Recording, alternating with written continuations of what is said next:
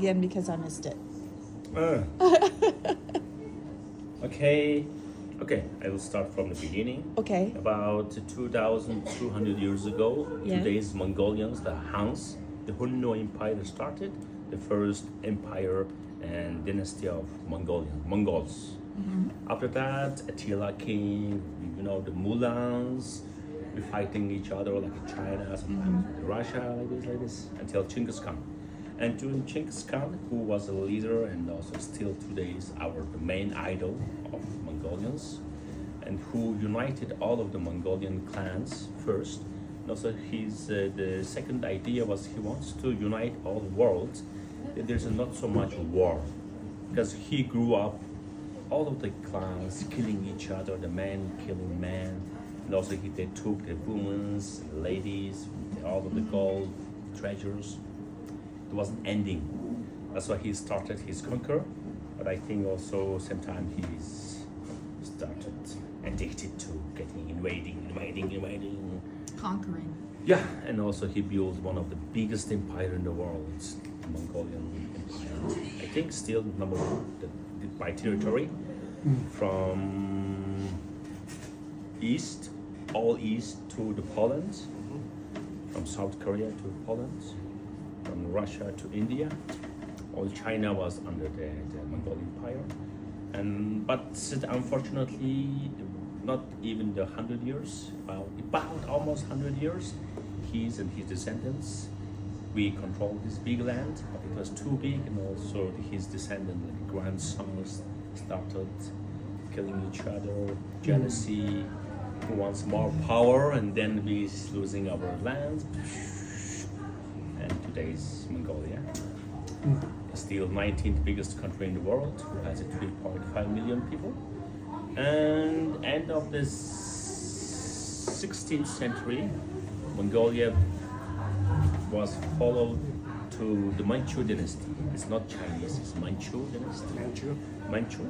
And Mongolia was part of the Manchu, but Mongolia wasn't like a part of the Manchu, but we are paying taxes. It's like a feudalism. Feudalism. Yes. We lived under the Manchu dynasty 220 years around. After that, Russian. We asked some help from the Russian Red Army. In 1911, Russians helped us to fight against the Manchu. And then they just went back to China. Today is Chinese territory. And after that, Mongolia became a part of the Soviet Union. And today's modern Mongolian history started from there. 1911 it started, but mostly like most of the things started developing as modern way in 1920s. Because we built the school, started building the hospitals, we started thinking, educating about the science, not only to train the monks and you will be healed, no, you need the doctor to see your dentist, blah, blah, blah, blah, blah. And started building the factories, the mines, central heating systems until today.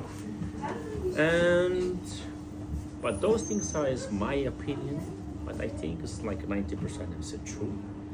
And we cannot and 1991, when the Soviet Union was started falling apart in 1988, but after 3 years, 1991, Mongolia separated from the Soviet Union.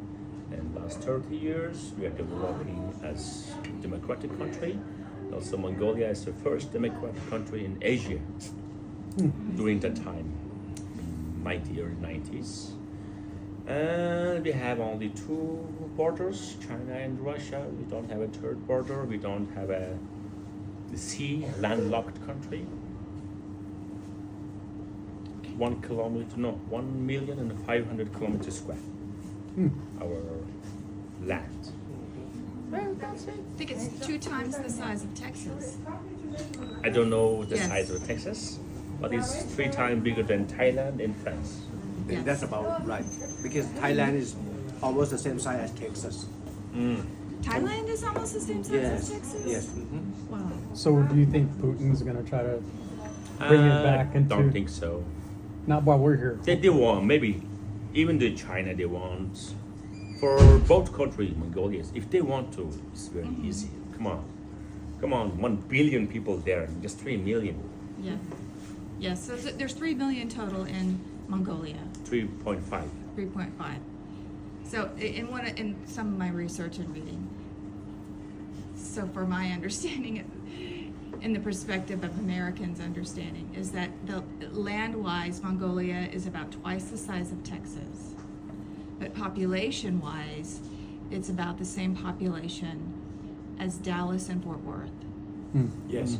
Yes. 3 million. Yes, and half of that lives in Ulaanbaatar, and the other half, 1.5 million, are spread out Whole country, amongst 21 provinces. yes, in a land area twice the size of Texas. Yeah, Yes. in the most dense, how to say almost 1 kilometer square meter, no 500 meter, Kilometer. yeah, 500 meters square per person. If you're dividing our land by people, Huge. and also we And the have population of animals is more than people. 80 million. 80 million. Wow. It was 90, but last year last winter was very harsh. We lost about 8 million livestock for this winter. It snowed too much. Mostly what? Goats or We have sheep? five animals. We call it 5 treasure of Mongolia: goat, sheep, horse, camel, and cows. Cow, dividing cow and yaks, the same thing. And last year it snowed too much. We call it zot. The zoot, yes. Zot, white and black. Black is no snow, nothing to drink, no liquid. I mean, the white means too much snow you cannot eat. You cannot dig that enough. You can dig, but spending too much time to eat little grasses. And last time it was 2009. Last time we got a zut, and the nomads start after waiting, preparing 2 or 3 years row, lots of grasses, lots of things to feed them. After a 4th year, they start. It's gonna be okay because we cannot predict it's gonna be snowy winter or not. Especially this year, it's not snowy; it's quite black. But a little bit snow is okay. The black is very dangerous. Nothing to eat. You can eat, but no liquid. No liquid. No. Because we cannot watering all of these 80 or 90 million animals from the frozen lake. If it's snow, they're eating snow with the grass. Some area you need to water their animals. Thank you very much.